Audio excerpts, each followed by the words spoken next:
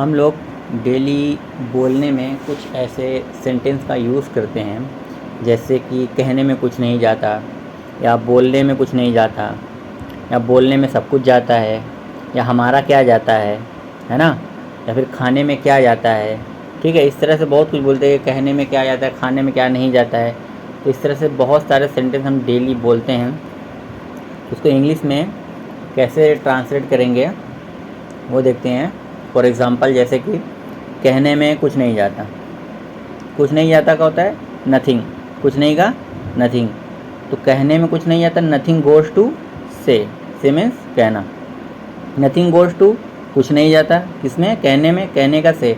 तो nothing goes to कुछ नहीं जाता, नथिंग गोज़ टू कुछ नहीं जाता। ओके, तो नथिंग गोज़ टू कुछ नहीं जाता क्या करने में, कहने में। कहने का क्या होगा, वर्ब का फर्स्ट फॉर्म से।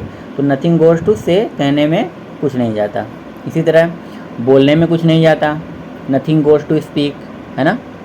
इसी तरह बोलने में कुछ तो जाता है।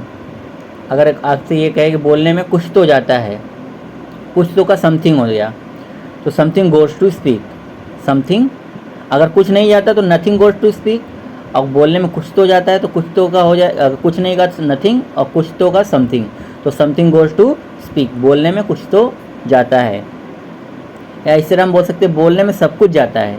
तो ये सब कुछ का आगे कुछ नहीं जाता नथिंग, कुछ जाता है समथिंग, और कुछ नहीं सब कुछ जाता है एवरीथिंग। तो बोलने में सब कुछ जाता है, एवरीथिंग गोज़ टू स्पीक, बोलने में सब कुछ जाता है। ऐसा बोलते हैं ना, इस तरह भी बोलते हैं कि हमारा क्या जाता है, what goes of us, what goes of us, हमारा क्या जाता है, व्हाट गोज़ ऑफ अस।